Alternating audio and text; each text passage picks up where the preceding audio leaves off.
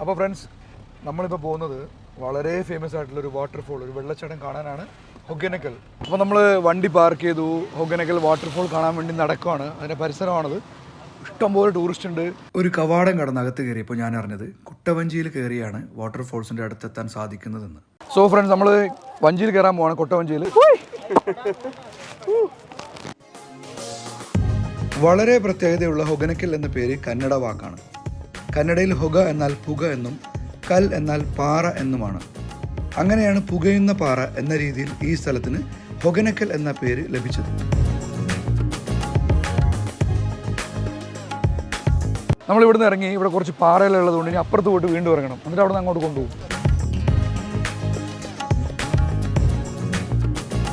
നമുക്ക് അപ്പുറത്ത് പോകണം. ഇവിടെ കാണുന്ന കാർബൺ അടങ്ങിയ പാറകൾ ലോകത്തിലെ ഏറ്റവും പഴക്കം ചെന്നവയാണ്.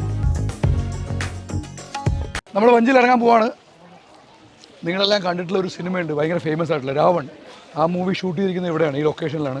ഇതുപോലത്തെ എക്സ്പീരിയൻസ് ഒന്നും ഒരിക്കലും മിസ് ചെയ്യരുത്. ഓപ്പർച്യൂണിറ്റി കിട്ടുമ്പോൾ, ഉറപ്പായിട്ട് ടൈം കിട്ടുവാണെങ്കിൽ, സമയം കിട്ടുവാണെങ്കിൽ ഇവിടെ വരണം, ഇത് എക്സ്പ്ലോർ ചെയ്യണം. പാറ ഇടുക്കുകളുടെ ഇടയിലുള്ള വെള്ളച്ചാട്ടം ഓരോന്നായി കണ്ടു തുടങ്ങി. കുറേ യാത്ര ചെയ്ത് അഡ്വഞ്ചറസ് ആയിട്ട് നമ്മൾ നീങ്ങി. നമ്മളിരിക്കുന്ന ഈ സ്ഥലത്ത് ഇപ്പോൾ ഇവിടുത്തെ താഴ്ച ഒരു 50 അടി എന്നാണ് ഇവർ പറഞ്ഞത്. പിന്നെ മഴക്കാലത്ത് അവിടെ ഒരു ബ്രിഡ്ജുണ്ട്, ഈ ലെവൽ, ഇതിൻ്റെ ഏറ്റവും ഹൈറ്റില്ല, അത്രയും വെള്ളം വരും. അപ്പോൾ നമുക്ക് ഇങ്ങോട്ടൊന്നും വരാനൊന്നും പറ്റില്ല, നല്ല ഒഴുക്കുണ്ടാവും. ഇവിടെ ഈ വെള്ളം ഫുള്ള് വരുന്നത് ഡിസംബറൊക്കെ ആകുമ്പോഴാണ്.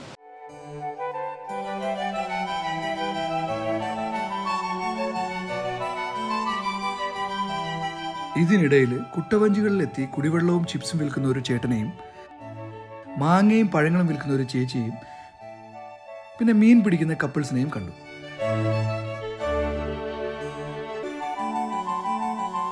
നമ്മൾ വഞ്ചിയിൽ നിന്ന് ഇറങ്ങി, നമ്മളിവിടെ വന്ന് ഇറങ്ങിയപ്പോൾ ഇത് അപ്പുറത്ത് കാണുന്ന കരയുണ്ടല്ലോ, അത് കർണാടകയാണ്, ഇത് തമിഴ്നാടാണ്, ഇത് ബോർഡറാണ് കർണാടകയുടെയും തമിഴ്നാടിൻ്റെയും.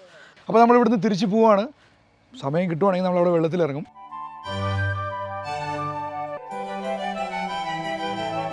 പിന്നീട് തിരിച്ച് യാത്ര തുടങ്ങി. വന്ന വഴിയിലൂടെ വീണ്ടും ഒരു സുന്ദര യാത്ര.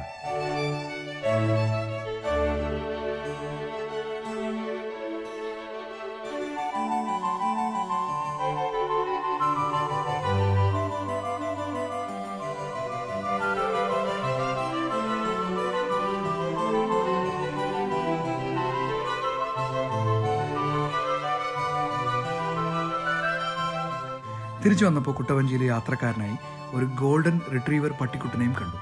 പുള്ളി വളരെ ഹാപ്പിയാണ്.